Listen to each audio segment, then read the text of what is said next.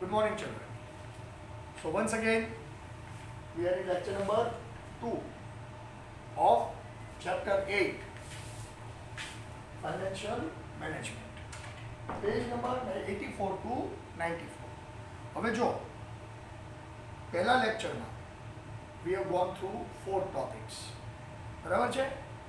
What is meant by financial management, any characteristics, any importance, factors affecting financial management. આ બધું મેં તમને ડિટેલમાં સમજાવ્યું. હવે જે આ ટોપિક છે, આ લેક્ચર, એમાં આપણે 2 ટોપિક લેવાના છે. ટોપિક નંબર 5, 4 ટોપિક આપણે કર્યા હતા ફર્સ્ટ લેક્ચરમાં. ટોપિક નંબર 5 શું છે? કેપિટલ સ્ટ્રક્ચર, જે પેજ નંબર 87 ઉપર છે. રાઈટ? પેજ 87, 88. બરાબર? પેજ નંબર 87, 88 ઉપર છે. પેજ નંબર 87, 88 ઉપર જે ટોપિક છે આપણો, એ કયો છે? તો કે છે કેપિટલ સ્ટ્રક્ચર. અચ્છા, write a short note on capital structure of business finance. શું બની ગયું? Write a short note on capital structure of business finance. અચ્છા, શોર્ટ નોટમાં કઈ કઈ વસ્તુ આવશે? તો એક ડેફિનેશન આવશે, 8.3.1 વાળી ડેફિનેશન, અને 9 પોઈન્ટની નાની કેરેક્ટરિસ્ટિક્સ છે, એ 8.3.2. આ બંને ભેગા કરો, બરાબર? આ બેને તમે પ્લસ કરશો એટલે તમારી શું બની જશે? Short note. રાઈટ? આખી શોર્ટ નોટ બની જશે. ડેફિનેશન પ્લસ કેરેક્ટરિસ્ટિક બે ભેગી કરો એટલે તમારી શોર્ટ નોટ બની જાય. અચ્છા, what is my topic? Capital structure. બરાબર છે? Okay, shall we start? Bottom ઉપર આવી જવાય. Okay, concept and definition. The 2 points are important in financial plan. Number 1, to estimate the need of capital problem of capitalism. Business માં કેપિટલની કેટલી જરૂર છે?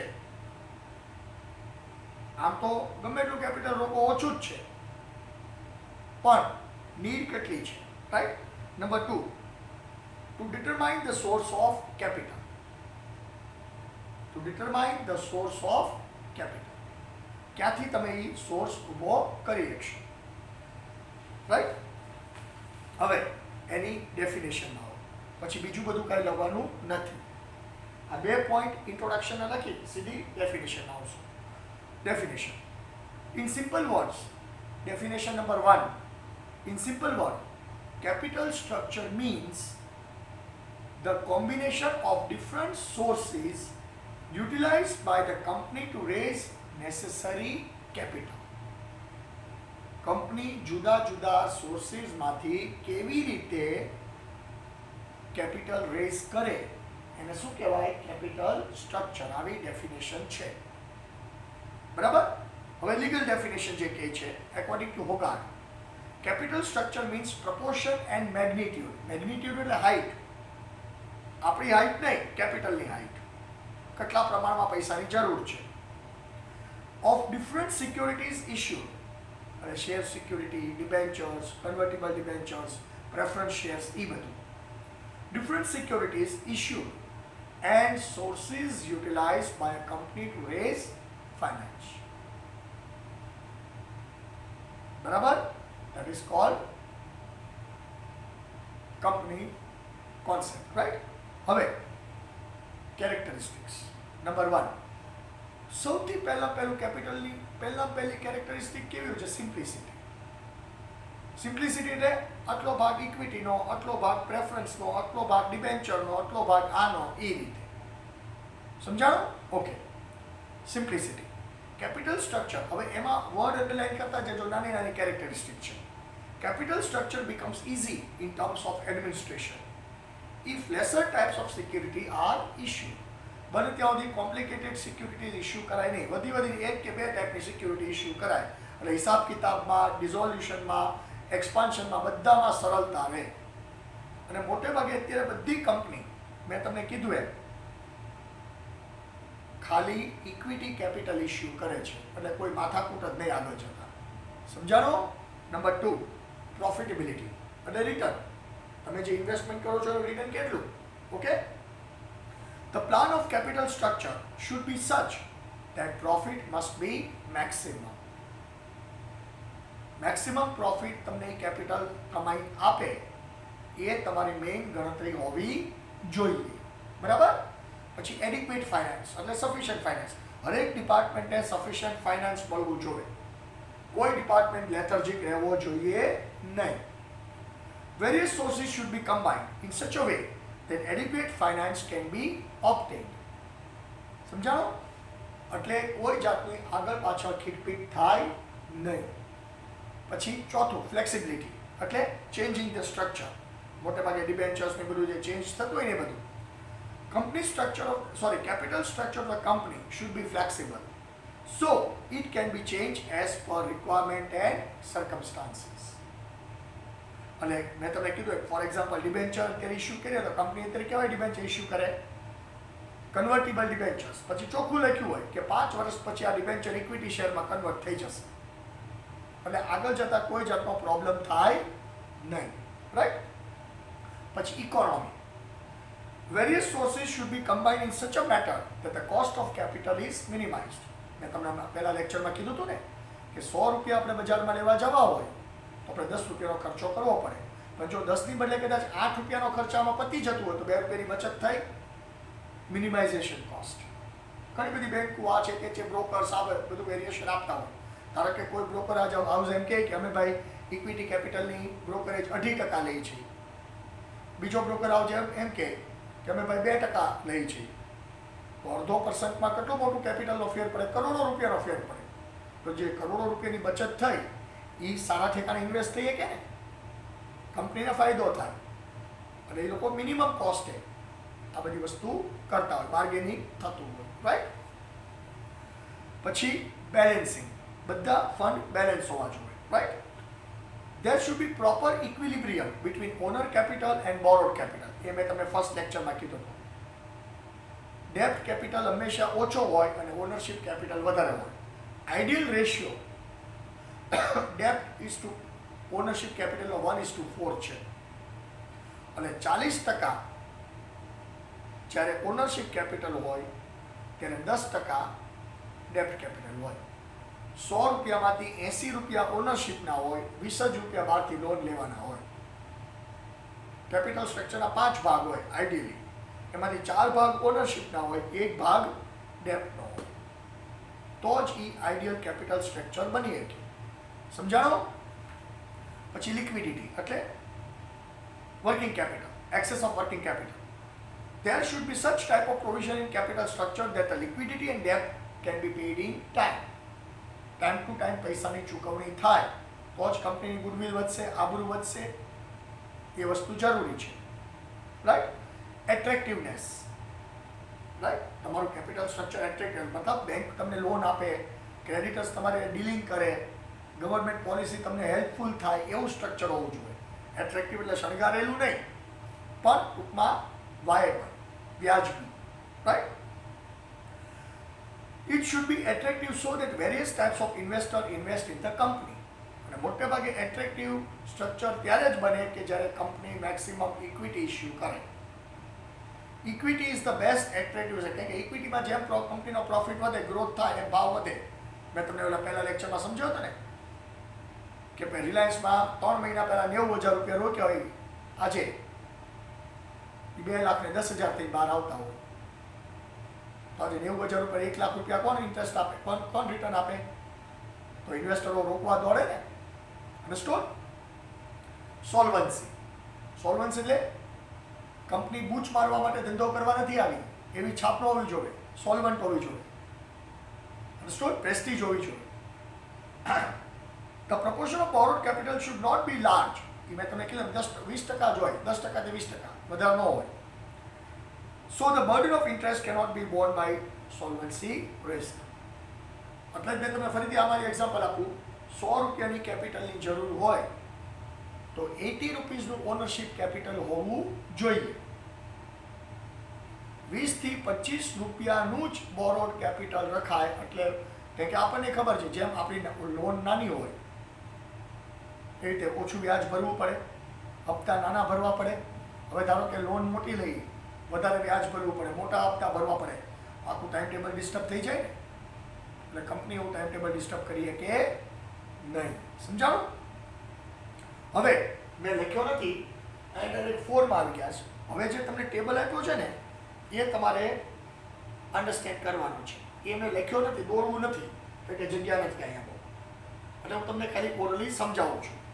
8.3.3 types of capital structure. એમાં number 1 એ અહીંયા આપ્યું છે ને ABCD. બરાબર? Capital structure of equity only, ખાલી ઇક્વિટી શેર્સ જ તે. બી પ્રેફરન્સ શેર્સ અને ઇક્વિટી શેર્સ બંને. અમુક પર્સન્ટેજ પ્રેફરન્સ શેર, અમુક પર્સન્ટેજ ઇક્વિટી શેર. ત્રીજો capital structure debenture and equity share. અમુક પર્સન્ટેજ ડિબેન્ચર ઇસ્યુ કરવાના, અમુક પર્સન્ટેજ ઇક્વિટી શેર ઇસ્યુ કરવાના. ચોથું capital structure with preference share, debenture અને ઇક્વિટી ત્રણે સાથે. અને 4 જાતના સ્ટ્રક્ચર હોય.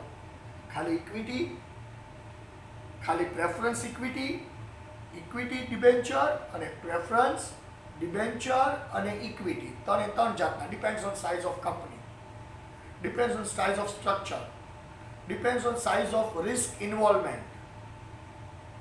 આ બધા પેરામીટર્સને લોકો ધ્યાનમાં રાખીને આખું કેપિટલ સ્ટ્રક્ચર ઇન્ટ્રોડ્યુસ કરે. બહુ રિસ્કી હોય તો એ લોકો ઇક્વિટી ઇસ્યુ કરે, મોડરેટ રિસ્ક હોય તો પ્રેફરન્સ ડિબેન્ચર બે ઇસ્યુ કરે. એકદમ સેફ ધંધો હોય, મોટું રિટર્ન હોય, થોડુંક ઇન્ટરેસ્ટ આપીને વધારે આપણને માલ મલાઈ મળતી હોય તો એ લોકો ડિબેન્ચર ઇસ્યુ કરે. પણ લગભગ અત્યારે કોઈ કંપની ડિબેન્ચર ઇસ્યુ કરતી નથી. ઠીક છે? ભલે ગમે એટલો ફાયદો થાય, ઓછું વ્યાજ દેવું પડે, પણ રિસ્ક તો વધારે. કે કંપની જ્યારે ડિઝોલ્વ થાય ત્યારે ડિબેન્ચર હોલ્ડરને પહેલાં ચૂકવવા પડે. ઇક્વિટી હોલ્ડરને 1 રૂપિયો ન મળે. મેં તમે રિલાયન્સનો ભાવ કીધો. આજે ઇન્ડિયાની નંબર 1 કંપની છે. કાલ સવારે ઉઠમણું કરે તો આજે જે 2200 રૂપિયાવાળો શેર છે એ કાલે 0 થઈ જાય, 1 રૂપિયો ન મળે. સમજાણું? એટલે મોટે ભાગે કંપની અત્યારે ઇક્વિટી ઇસ્યુ કરે છે. So this is the ideal capital structure. Equity preference, equity debenture preference equity ત્રણે સાથે. આ ટેબલનો મિનિંગ. હવે આપણે આવીએ છીએ main question. Factors affecting capital structure. કયો ટોપિક છે? 8.3.4. અચ્છા, એમાં ઇન્ટરનલી 2 શોર્ટ નોટ છે. આમાં LQ નહીં પૂછાય. આ લેસનમાંથી LQ નથી આવતું. એટલે બંને શોર્ટ નોટ તમારે. Mention the internal factors affecting the structure of business capital. Short note. બીજી short note, mention the external factors affecting the business structure. આ તમારી 2 અલગ શોર્ટ નોટ, બંને લખી છે. પહેલો પોઈન્ટ છે આપણો ઇન્ટરનલ છે. તો ઇન્ટરનલમાં કેટલા પોઈન્ટ્સ છે? તો કહેશે 7 પોઈન્ટ્સ. કેટલા પોઈન્ટ્સ? 7 પોઈન્ટ્સ. બરાબર? અને એક્સટર્નલમાં કેટલા પોઈન્ટ્સ છે? તો કહેશે 7 points.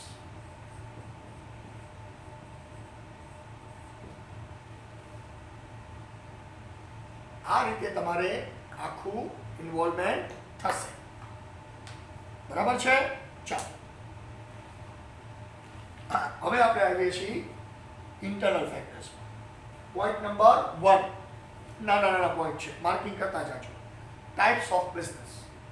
More fixed capital is required in large-scale manufacturing unit, while less capital is required in trading unit. In service unit, fixed capital investment is determined on the base of service. જેવો ધંધો એવું કેપિટલની requirement. જો તમે manufacturing કરો છો તો તમારે heavy machinery લાવવી પડે, પ્લાન્ટ ઊભો કરવો પડે, ગોડાઉન બનાવવું પડે, રો મટીરિયલ લાવવું પડે, તો there is need of heavy capital. જો તમે ટ્રેડિંગ કરો છો તો તમારે વર્કિંગ કેપિટલની વધારે જરૂર પડે, ફિક્સ કેપિટલ ઓછું હોય. જો તમે સર્વિસ સેક્ટરમાં છો તો ડિપેન્ડ્સ કઈ ટાઈપની તમે સર્વિસ, ધારો કે લોજિસ્ટિક સર્વિસ આપો છો, ટ્રાન્સપોર્ટેશન, તેમાં તો ટ્રક ને આ તેને આવું, તેમાં વધારે કેપિટલ જોવે.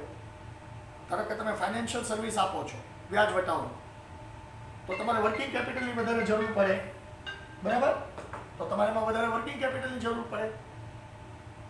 અને કહેવાનો મતલબ શું છે, જે ટાઈપનો ધંધો હોય એ ટાઈપનું તમારે કેપિટલ સ્ટ્રક્ચર રાખવું પડે. પછી નંબર 2, સાઇઝ ઓફ બિઝનેસ. એ તો બહુ કોમન છે. નાનો ધંધો ઓછું રોકાણ, મોટો ધંધો મોટું રોકાણ, right? Due to large scale activities, big business unit require fixed capital in large proportion. Small scale industrial units require comparatively less capital. Trading unit require less fixed capital. It depends on size of business. Third, estimation of business income. કે બધા બિઝનેસમાં proportion ઓછું હોય. કોકમાં 5% return હોય, કોક ધંધામાં કોકમાં 25% return હોય, કોકમાં 100% return હોય, depends. અને એ પ્રમાણે ઇન્વેસ્ટમેન્ટ થતું હોય, right? Earning of business can be uncertain or uncertain. Company can depend on borrowed capital if future estimate earning is fixed and handsome. તો બજારમાં એ વ્યાજ ભરીએ કે ઇન્સ્ટોલમેન્ટ ભરીએ કે અને એની ગુડવિલ ખરાબ થાય નહીં. જો રિસ્ક વધારે હોય, રિટર્ન અનસર્ટન હોય, તો એને કેમાં જવું પડે? ઓછા કેપિટલ, ઓલા ઓનરશિપ કેપિટલ. એટલે પોતાના પૈસા ડૂબે તો વાંધો ન આવે, બજારના પૈસા ડૂબવા જોઈએ નહીં. પછી ચોથો, nature and requirement of assets. કઈ ટાઈપની તમે ફિક્સ, અમુક ધંધામાં જો ફિક્સ એસેટ્સ વધારે જોઈએ, અમુક ધંધામાં તમારે બીજી ટાઈપની એસેટ્સ જોતી હોય, રિસર્ચમાં આમાં તેમાં હજારો લાખો જાતના ધંધા હોય, તો એ કયા ધંધામાં કઈ ટાઈપની એસેટ્સ જોવે એ પ્રમાણે એનું કેપિટલ જોવે. ધંધા કઈ દુનિયામાં 2-4 જાતના તો છે નહીં. Thousands and thousands of type of business are carried on. So each and every business require specific amount of assets. Okay? If requirement of fixed assets are on large scale in business, then the ratio of equity capital will be high. તો equity capital જ issue કરાય અને શું કોઈ જાતનો problem થાય નહીં, કે લોંગ ટર્મ કેપિટલ છે. Due to high investment in fixed assets, it is concerned whether fixed assets are to be purchased or acquired on hire purchase or lease. ઘણી વાર તમે જો એક કંપની બીજી કંપની, એ ધારો કે એ કંપની છે એને એક્સપાન્ડ કરવી છે પોતાની કંપની, તો ઘણીવાર એમાં ઇન્વેસ્ટમેન્ટ ખૂબ મોટું થઈ જતું હોય, સમય લાગતો હોય, તો એ નજર બહાર કરે તો બી નામની કોઈ કંપની એની જેવી રીતે મેન્યુફેક્ચરિંગ કરતી હતી, હવે ધારો કે એ કંપની ન હાલતી હોય તો એ તરત બીને ટેક ઓવર કરે, રેડીમેડ સ્ટ્રક્ચર મળી જાય. આપણે નથી એક દુકાનમાંથી બીજી દુકાન ટેક ઓવર, તૈયાર ધંધો, ધારો કે એક કરિયાણાની દુકાન હોય અને બીજી કરિયાણાની દુકાન રેડીમેડ મળતી હોય, તો સીધું બેઠી જવાનું જ રહે ને, એ ટાઈપનું પેમેન્ટ થઈ જતું હોય. એટલે એને બધું ઇન્સ્ટોલ કરવું પડે નહીં અને ધંધો ચાલુ રહે, રાઈટ? પછી એટીટ્યુડ ઓફ ડાયરેક્ટર્સ. હવે તો માણસના મગજ ઉપર હોય, right? If the directors of the company desire to retain the managerial control of a company, they do not issue equity in greater proportion, depend on preference share more or debentures. જો ડાયરેક્ટરોને company total પોતાના કંટ્રોલમાં રાખવી હોય તો એ લોકો equity વધારે issue કરે, કે એમાંથી 50-60% ઇક્વિટી પોતાની પાસે રહેવાની છે અને પોતે મેનેજમેન્ટ પોતાની હાથમાં રાખવાના છે. જો એને મેનેજમેન્ટ બીજાને આપી દેવું હોય, મતલબ કોર્પોરેટ વર્લ્ડને આપી દેવું છે, પ્રોફેશનલ્સના હાથમાં આપી દેવું છે, તો એ લોકો પ્રેફરન્સ શેર કે ડિબેન્ચર ઇસ્યુ કરે. અત્યારે એવું થતું નથી, કેમ કે આટલી મોટી મહેનત કરતા હોય, આટલું બધું હાર્ડ વર્ક કરતા હોય, એટલું કોમ્પિટિશન ફેસ કરતા હોય, અને એ કર્યા પછી, રાઈટ, એ કર્યા પછી કોઈ પણ ડાયરેક્ટર પોતાના હાથમાંથી બિઝનેસ થોડો કે બીજાના હાથમાં આપી દે. આજ મેં તમને કહ્યું રિલાયન્સ ઇન્ડસ્ટ્રીના 53% મુકેશ અંબાણીના શેર્સ પડ્યા છે. તો આજે કંઈ થોડો વેચી દેશે, ચાલો ભાઈ હવે મારે ધંધો નથી કરવો, આ બધા શેર્સ હું વેચી દઉં અને રિલાયન્સ ઇન્ડસ્ટ્રી હું વેચી અને શાંતિથી બેસી જાઉં, બરાબર છે? કે આજે એવું તો ન થઈ શકે કે આજે ઝીરોથી ને ઊભી કરી હોય કંપની, અવડી મોટી કંપની જવા તો ન દે ને પોતાના હાથમાંથી, રાઈટ? પછી financial requirement. Capital can be raised only by issuing equity capital if required capital on small scale. Various types of securities are to be issued if large capital fund is necessary. અને various type of સિક્યુરિટીઝમાં શું આવે? Preference share આવે, equity આવે, debenture આવે, બધું આવી જાય, right? Apart from this, how much finance will be required in future for long-term objective? Plans, possibilities of future growth is also to be considered while formulating capital structure. Capital structure form કરવા માટે આ બધી વસ્તુની જરૂર પડે. સમજાઈ ગયો? Okay. પછી 7th, duration of capital requirement. કેટલા સમય માટે પૈસાની જરૂર છે, રાઈટ? વર્કિંગ ની બધું હોય ને, ફિક્સ ને બધું. If capital is required permanently, company will prefer to issue equity shares long term. Company જન્મે ત્યારે ઇક્વિટી શેર આવે, કંપની મરે ત્યારે ઇક્વિટી શેર કેન્સલ થાય. Okay. On other hand, if capital is required for short period, company will produce through debentures or preference shares. 5-10 વર્ષની fix ડિપોઝિટ્સની એવી જરૂર હોય, બેંકનું વ્યાજ વધારે હોય, તો કદાચ કંપની ડિબેન્ચર ઇસ્યુ કરી અને લોકોને એટ્રેક્ટ કરી અને પોતે પૈસા બજારમાંથી ભેગા કરી શકે. So this are the simple needs of acquiring or requirement of business finance. અચ્છા, ટોપિક શું હતો? Internal factors. અચ્છા, 7 પોઈન્ટ ક્લિયર થઈ ગયા ભાઈ. હવે આપણે એક્સટર્નલ ફેક્ટર્સમાં આવીએ, રાઈટ? કન્ડિશન ઓફ બૂમ ડિપ્રેશન ઇન કેપિટલ માર્કેટ. જો શેર બજારમાં હંમેશા કોઈ દિવસ તેજી ન હોય અને કોઈ દિવસ મંદી ન હોય. 2-3 વર્ષ તેજી હોય તો 2-3 વર્ષ મંદી હોય. કેપિટલ માર્કેટ ઉપર બધી કંપની હાલતી હોય, બરાબર? જે કંપનીનો ભાવ આજે 100 રૂપિયા છે એ કાલે 1000 રૂપિયા થઈ જાય અને મીંડું થઈ જાય. શેર બજારને ભગવાને પ્રિડિક્ટ ન કરી શકે, પણ શેર બજારના ટોન ઉપર કંપની ચાલતી હોય, right? For steady income in depression, depression એટલે મંદી period, the investor prefer to invest in debenture not in equity. જ્યારે શેર બજારમાં મંદી હોય ત્યારે ઇન્વેસ્ટર શું કરે? ડિબેન્ચરમાં, બેંકમાં એમાં ઇન્વેસ્ટ કરીએ. શું કામ? પોતાનું કેપિટલ ઇરોડ થાય નહીં, એટલે કંપનીને ઇક્વિટીમાં કોઈ પૈસા મેળવવા લોચા થાય. પણ તમે જોજો, બધી કંપની મોટે ભાગે પોતાની પબ્લિક ઇસ્યુ લઈને આવે ત્યારે માર્કેટ, પ્રાઇમરી માર્કેટમાં તેજી હોય, પ્રાઇમરી માર્કેટમાં મંદી હોય ને તો એ કંપની દ્વારા પબ્લિક ઇસ્યુ લઈને આવતી હોય તો એ પોતાના ઇસ્યુ અટકાવી દે, કે એને ખબર અત્યારે કોઈ પૈસા ભરવા આવશે નહીં. હા, મોટી મોટી કંપની, રિલાયન્સ જેવી કંપની છે, એને મળી જાય ગમે એને, માર્કેટની હારે કાંઈ લાગે વળગે નહીં, કે એને એટલા વર્ષની ઇજ્જત કમાણી હોય, આટલા વર્ષની ગુડવિલ હોય, એટલે એને તકલીફ પડે નહીં. સમજાવો? While in the period of boom, investors will prefer in equity shares, બરાબર, in equity shares to expect higher dividend.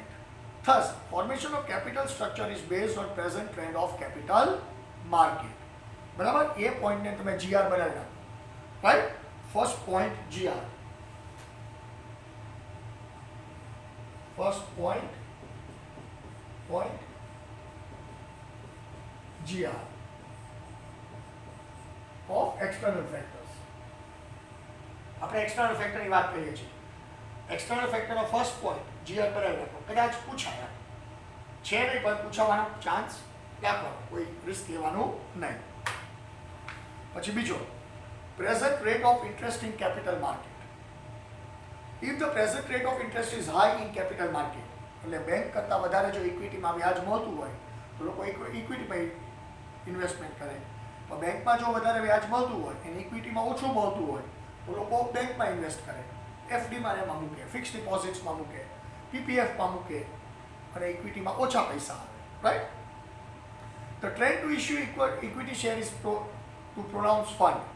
Because of payment of high interest on borrowed capital becomes a burden on a company, debentures are given place in capital structure. Debentures are not given place in capital structure. ठीक है, debenture ઉપર bank કરતાં વધારે વ્યાજ આપવું પડે, અને bank rate જો હાઈ હોય તો ડિબેન્ચરનો રેટ એ હાઈ હોય તો કંપનીને પોસાય નહીં, એટલે લગભગ ડિબેન્ચર કંપની ઇસ્યુ કરે નહીં.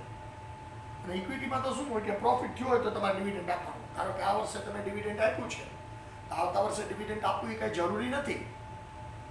Understood? Okay. Third, cost of capital expense. એ પાછો એનો જ પોઈન્ટ છે. 100 રૂપિયા બજારમાંથી લેવા જવા માટે 10 રૂપિયાનો ખર્ચો કરવો પડે એ point. When securities are issued to raise capital of the company to incur expenses like issue of prospectus, underwriter commission, brokerage cost etcetera, આ બધી કિંમત ચૂકવવી પડે. Cost of capital is more than the expense are more. જેટલો તમે મોટો capital issue કરો, જેમ તમે બજારમાંથી વધારે પૈસા લાવો એમાં બધા ખર્ચા વધે, અને જેમ તમે બજારમાંથી ઓછા પૈસા લ્યો એમ આ બધા ખર્ચા ઘટે. એ તો પ્રપોર્શનલ જ હોય. તમે બજારમાં 100 રૂપિયા લેવા જાઓ તો તમારે 10 રૂપિયાનો ખર્ચો થાય, બજારમાં 1000 રૂપિયા લેવા જાઓ તો 100 રૂપિયાનો ખર્ચો થાય. એ તો સિમ્પલ મિનિંગમાં સમજાય એ બધાને. સમજાણું? પછી legal restriction. Legal restrictions are also to be considered at the time of selecting capital structure. As per Company Act, the company raising fund through securities has to issue capital shares compulsory. Company Act 1961 ના કાયદા પ્રમાણે કોઈ પણ company જ્યારે બજારમાં આવે ત્યારે એને કમ્પલસરી અમુક પર્સન્ટેજ ઇક્વિટી શેર્સ ઇસ્યુ કરવા પડે. 100% બોરોડ કેપિટલથી કે ડિબેન્ચર કે પ્રેફરન્સ શેરથી ધંધો ન કરી શકે. અને ઇક્વિટી શેર ઇસ્યુ કરે એટલે ઓનર્સે એટલે ડાયરેક્ટરોએ પોતે ખરીદવા પહેલાં પડે. એટલે પોતે એટલે કેમ સરકારનો કહેવાનો મતલબ શું છે કે તમે પબ્લિકના પૈસે ધંધો નહીં કરો, પહેલાં તમારા પૈસા રોકો. અને કોઈ પણ માણસ બીજાના પૈસા ડૂબાડે, પોતાના પૈસા થોડા ડૂબાડે, એટલે શાંતિ વ્યવસ્થિત ધંધો કરે. In Company Act 1961, it is clearly stated every company has to issue some part of the share capital as a equity share capital. Compulsory. એમાં કોઈ જાતની ઓલી ચાલે નહીં. Right? In addition to the rules of regulation, SEBI and RBI, the provision of Company Act is considered. કોઈ પણ company સેબીની ગાઈડલાઇન્સની બહાર ન જઈ શકે. કંપની એક્ટ જે આરબીઆઈનો છે એની બહાર ન જઈ શકે. કમ્પલસરી રીતે એને કામ કરવું પડે. રાઈટ? પછી taxation policy. Company follows the trend of issuing debentures to acquire more capital fund in taxation ratio is high. કે ડિબેન્ચર ઉપર વ્યાજ આપવાનું, વ્યાજ ઉપર પાછો ટેક્સ ભરવો પડે. Right? Tax on interest return. ધારો કે તમને ડિબેન્ચર પર 10% વ્યાજ આવતું હોય તો એની પર જે ટેક્સ ભરવાનો એ કંપનીએ ભરવાનો હોય, તમને તમારે ન ભરવાનો હોય. એટલે બહુ માથાજીકવાળું કામકાજ છે. Because the amount of interest paid on debentures is deductible from income in lieu of taxation, naturally equity share become more popular than dividend income. એટલે કંપની લગભગ ડિબેન્ચરના મેં તમને કીધું એમ જેમ પોઈન્ટ આવતા જેમ કહેતો જાઉં છું, કોઈ કંપની લગભગ ડિબેન્ચરના ચાળા કરે નહીં. શું કામ ન કરે? કે એમાં બહુ જાતની માથાજીત થાય, બહુ તકલીફ થાય. સમજાણું? ઓકે. પછી ઇન્સ્ટિટ્યુશનલ ઇન્વેસ્ટર્સ એટલે એફએફઆઈ. ભારતમાં અત્યારે 2000 એફએફઆઈ કામ કરે છે અને એ લોકો મોટે ભાગે ઇક્વિટીમાં જ ઇસ્યુ કરે. આજે સ્ટોક માર્કેટ રોજ ચાલે છે એ એફએફઆઈના જોડ 2 જાતના ઓલા હોય. આપણા જે ઇન્વેસ્ટરો છે લોકલ ભારતના એને ડીઆઈઆઈ કહેવાય, ડોમેસ્ટિક ઇન્વેસ્ટમેન્ટ ઇન્સ્ટિટ્યુશન. બહારની જે કંપનીઓ ભારતની શેર બજારમાં રોકે છે એને કહેવાય FFI. Right? Institutional investors. Insurance company, bank, આપણા ડીઆઈઆઈની વાત કરજો, પછી એફએફઆઈ આવશે. 2 જાતના ઇન્વેસ્ટમેન્ટ જ છે. Insurance company, banks, financial institutions, and state and central government invest in shares and debentures of the company as per established rules and regulations. Trend and condition of this institution are considered at a time of formulating company. ધારો કે કોઈ company બજારમાં આવે, ધારો કે મેં તમને example આપ્યો રિલાયન્સનો, 47,000 કરોડ રૂપિયાનો ઇસ્યુ લાવ્યા હતા. એમાંથી લગભગ 50-60% તો ઇસ્યુ એફએફઆઈ અને ડીઆઈઆઈ તે લઈ લીધો હતો. એચડીએફસી વાળાએ 3,000 કરોડ રૂપિયા રોક્યા, એસબીઆઈએ કાંઈક 1900 કરોડ રૂપિયાના શેર્સ ખરીદ્યા હતા પહેલેથી જ તે. પછી બહારની જે એફએફઆઈ છે એ લોકોએ કાંઈક ઇન્વેસ્ટમેન્ટ કરી નાખ્યું હોય એટલે 47,000 કરોડ રૂપિયા 60-65% શેર તો એમને જ વેચાઈ ગયા હતા એ લોકોને. એટલે બજારમાંથી તો એ લોકોએ હકીકતમાં 10-15 હજાર કરોડ રૂપિયા ભેગા કર્યા. 30-35 હજાર કરોડ રૂપિયા તો એને પહેલાં એડવાન્સમાં આવી ગયા હતા મોટા મોટા ઇન્વેસ્ટમેન્ટ ઇન્સ્ટિટ્યુશન પાસેથી. કે એ લોકો પાસે એટલા શેર્સ પડ્યા હોય રિલાયન્સના, અને એ લોકો એટલા ખરીદીએ કે રાઈટ. પછી FFI, foreign investment institutions.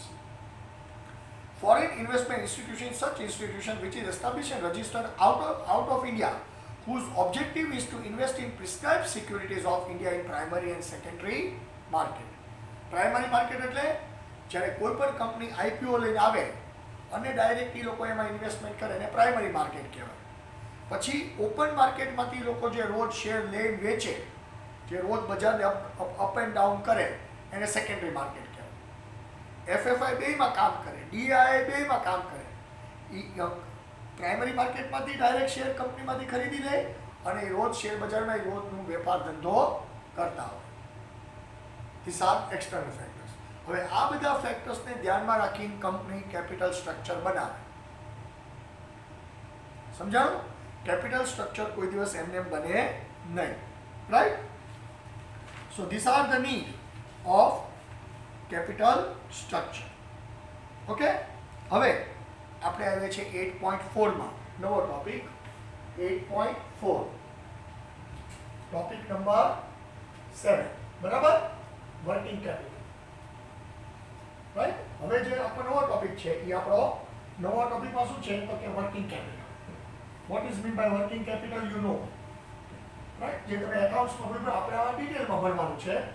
What is the effect of working capital? How working capital is produced? Right? Where it is utilized? From where it is found out? આ બધી વસ્તુ તમારે આવશે. Right? Topic 7. Topic number 7. શું છે? Working capital. Topic શું છે? Working capital. That is 8.4. 8.4. બરાબર છે? અચ્છા, પહેલા શું લખવાનું? મીનિંગ અને definition. Meaning and definition. Definition. બરાબર છે? એ કયો છે? 8.4.1. 8.4.1 આપેલો પોઈન્ટ છે. પછી characteristics of working capital.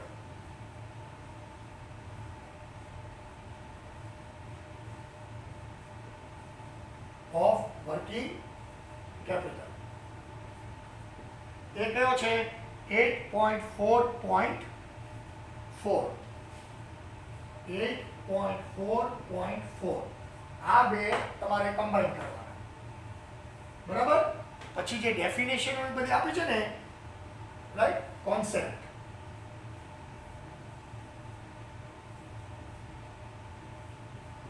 એ કયો છે? 8.4.2. રાઈટ? અને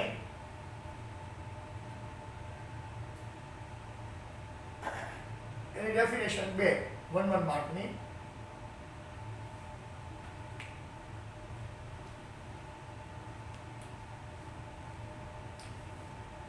માર્ક શું છે? Gross working capital. Gross working capital. બરાબર? પછી બીજો એક 1 માર્કનો આન્સર આવશે. ડેફિનેશન છે બધી 1 માર્ક.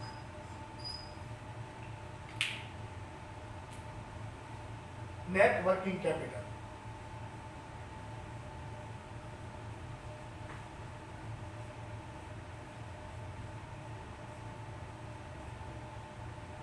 બરાબર? હવે આ તમારે શોર્ટકટમાં લખવાનું નથી. જો મેં અલગથી શું કામ લખ્યું છે? આ તમારે શોર્ટકટમાં લખવાનું નથી. જો હું લખું છું do not include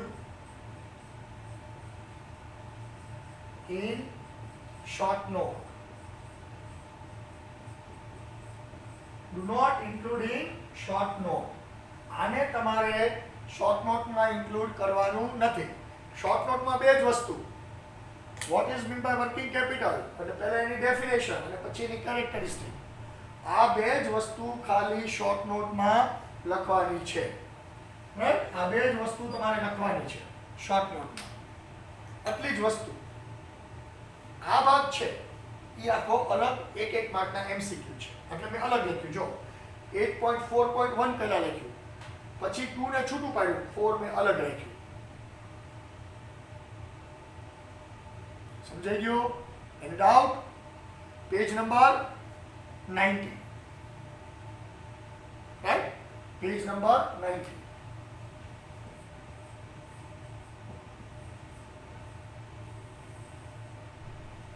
page number 90. Okay, come on. Working capital પહેલા હું શું વાંચું છું? મીનિંગ એન્ડ ડેફિનેશન માર્કિંગ કરતા જાઓ. Working capital, you know what is mean by working capital. બહુ આપણે ડીપમાં જશું નહીં. Fixed capital and working capital are required in all types of business. Fixed capital is required to purchase fixed assets like land, building, machinery, etc. While working capital is required for day-to-day expenses. Working capital is generally employed in current assets of business such as raw material, day-to-day debtors, bills receivable, etc. It remains constantly circulating in business. Therefore, it is called lifeline of business. આ તમારો GR બનાવી દો. Introduction ને GR બનાવો. Why working capital is called lifeline of business? કે working કેપિટલની રોજે રોજ જરૂર પડે. જેમ આપણા શરીરમાં આખો દિવસ લોહી ફરતું હોય, એમ વર્કિંગ કેપિટલ રોજે રોજ કંપનીમાં ફરતો હોય. સમજાઈ ગયો? ઓકે, હવે ડેફિનેશન, રાઈટ? મીનિંગ ક્લિયર થઈ ગયો? Meaning 2 marks, right? 2 marks GR. લખું છું અહીંયા, લખી રાખજો. 2 marks GR, right? According to J.S. Mills, right? કયો લેવાનો છે? મીનિંગ ડેફિનેશનમાં J.S. Mills નો ડેફિનેશન લેવાની છે. J.S. Mills ની ડેફિનેશન લેજો. The sum of current asset means working capital. જેટલી તમારી પાસે ટોટલ કરંટ એસેટ છે ને વર્કિંગ કેપિટલ કહેવાય, રાઈટ? હવે આપણે આ કોન્સેપ્ટ આવે છે 1 mark. Gross working capital, net working capital. જો તમને નીચે આપેલું છે. Okay, gross working capital. Working capital means the total sum of investment in current assets of business such as stock of raw material, finished goods, debtors, bills receivable, short-term securities, etc. આ બધું gross working capital કહેવાય. અચ્છા, definition કઈ રીતે છે? Gross working capital is equal to total current assets. Gross working capital is equal to total current assets. પછી આપણે આવીએ છીએ નેટ વર્કિંગ કેપિટલમાં, right?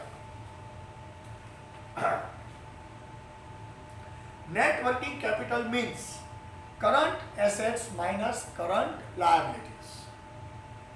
Current assets minus current liabilities. એટલે શું બની જશે? Net working capital. અચ્છા, ડેફિનેશન શું થયું?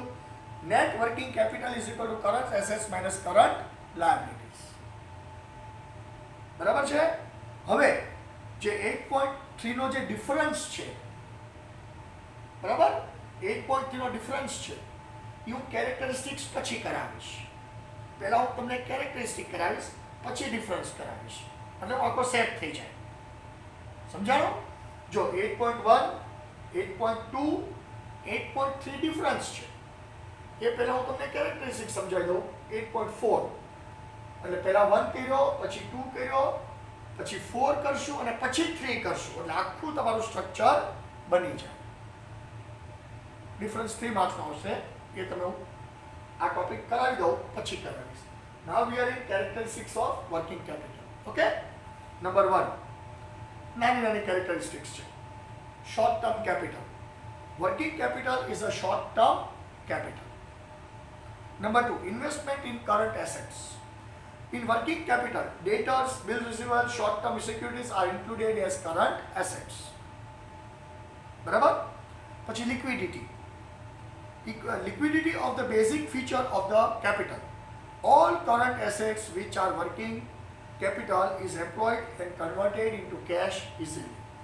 અને જેટલી લિક્વિડિટી સારી, આટલું વર્કિંગ કેપિટલનું સ્ટ્રક્ચર સારું. અને જેટલી લિક્વિડિટી નબળી એટલું કેપિટલ સ્ટ્રક્ચર નબળું, રાઈટ? પછી less risk. Working capital circulates for short term and it can be converted into cash easily, so the element of risk is less. Partial 2-5% risk હોય. 10 વેપારીઓમાંથી એકાદો વેપારી બૂચ મારે, કાંઈ 10 વેપારી બૂચ ન મારે. Understood? પાંચમું, changing form. The form of business is constantly changing, so the form of working capital is also changing, right? For example, raw material is converted to semi-finished goods. Further, it is transferred to finished goods. Finished goods is converted into debtors and sold on credit, and credit into cash or on cash basis. એટલે raw material માંથી તમે વસ્તુ બનાવો, semi finish good બનાવો, પછી તમે એને finish goods બનાવો, પછી તમે એને ક્રેડિટ ઉપર વેચો ડેટર્સને, પછી ડેટર્સ એ વસ્તુ કેશમાં વેચે કે ક્રેડિટમાં વેચે, પછી ત્યાંથી કલેક્શન કરીને ચેનલ થતા તમારે ગામ આવે પાછા. અને ડિપેન્ડ્સ ઓન પ્રોડક્શન સાયકલ. એટલે તમારે કદાચ બધા બિઝનેસની કેપિટલ સાયકલ હોય, ક્રેડિટ સાયકલ હોય. 5 દિવસની ક્રેડિટ હોય, 15 દિનની ક્રેડિટ હોય, મહિના દિનની ક્રેડિટ હોય. તો જે સાયકલ ફરે ને, મેં તમને જીઓનો એક્ઝામ્પલ આપ્યો હતો, એ લોકો 24 કલાકની ક્રેડિટ આપે. ડિસ્ટ્રીબ્યુટરે 24 કલાકમાં પૈસા આપી દેવાના, તો જ બેલેન્સ કંપની આપે, બાકી ન આપે. કે એને સર્ક્યુલેશન કરવાના હોય પૈસા, બીજે પેમેન્ટ કરવાના હોય. એટલે આ રીતે આખું સ્ટ્રક્ચર ચાલતું હોય. પછી to pay day to day expense, તો કોમન છે. Working capital is required constantly to pay day to day expenses. પછી નો ડેપ્રિસિએશન, વર્કિંગ કેપિટલમાં ડેપ્રિસિએશન હોય નહીં. Depreciation not calculated due to circulating capital of business, so there is no depreciation. પછી આઠમું, ઈચ્છા હોય તો લેવાની. Requirement according to time of business unit. Requirement of working capital is dependent upon the type of business. The ratio is different in all different units. So this was your 7 characteristics. હવે જો આપણે કહ્યું 8.1 kilo, 8.2 kilo, 8.4 kilo, હવે 8.3 gross working capital અને net working capital, right? એ આખો difference છે, બરાબર? Difference between gross working capital અને નેટ વર્કિંગ કેપિટલ. એ તમારે 3 માર્કનો ડિફરન્સ આવશે, બરાબર? એટલે મારે આખું લખવો પડે છે.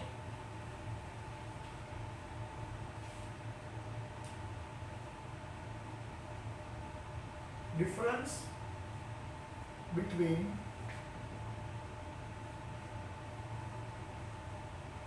gross working capital and net working capital.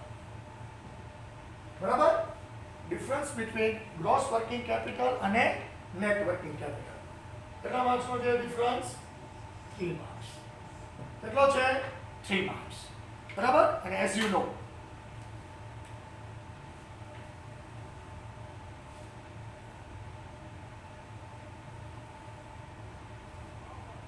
right? Points of difference. બરાબર?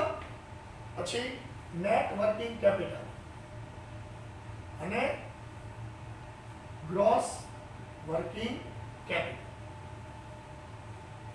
બરાબર? અચ્છા, પેલો અહીંયા ગ્રોસ છે, અહીંયા ગ્રોસ છે અને અહીંયા નેટ છે, બરાબર? બરાબર? પોઈન્ટ નંબર 1 કયો છે? Meaning. Point number 2 liquidity position.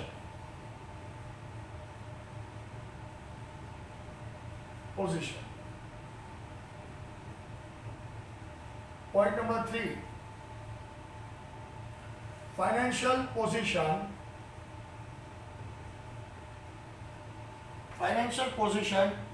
And point number 4 increase in current liabilities.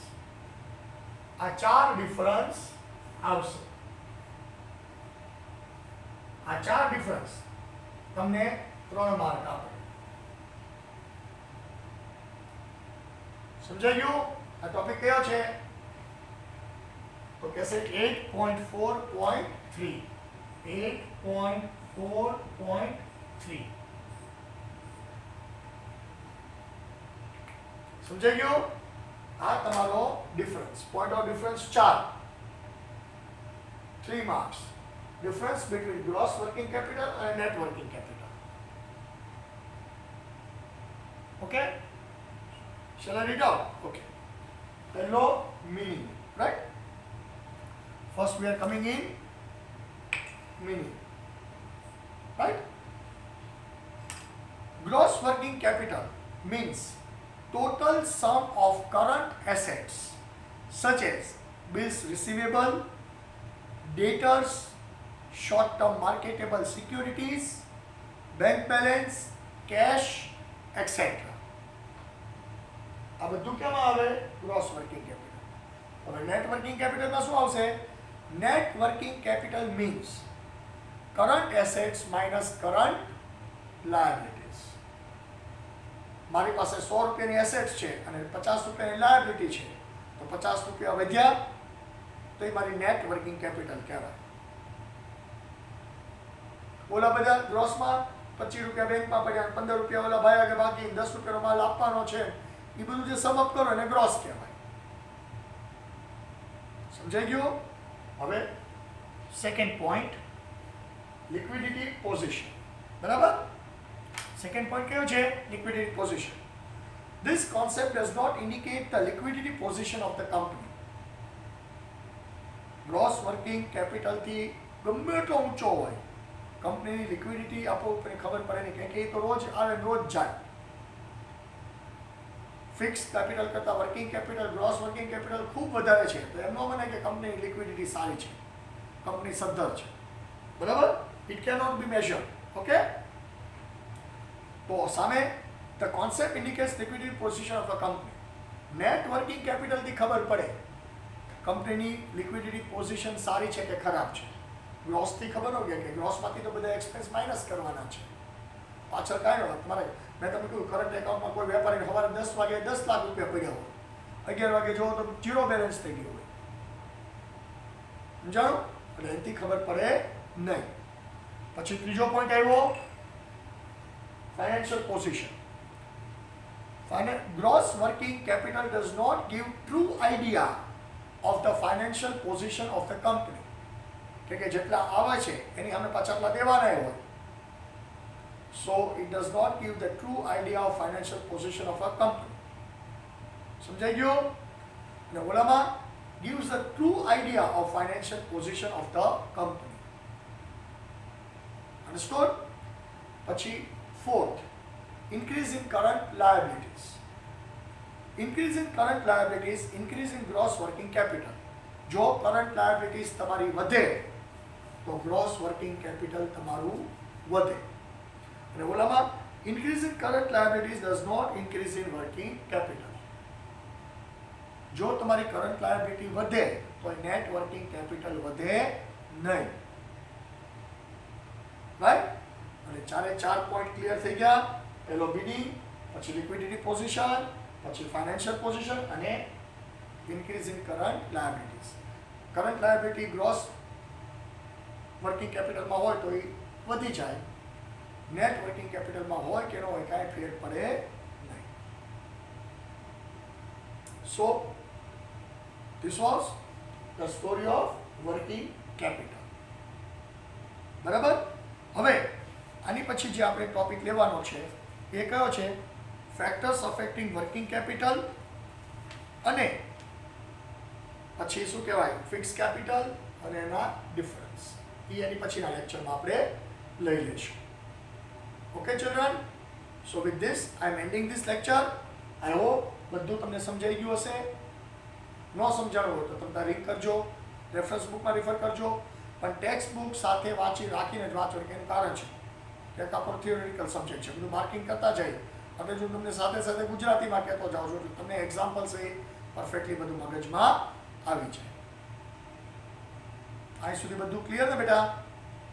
Okay, then see you in next lecture, lecture number 3.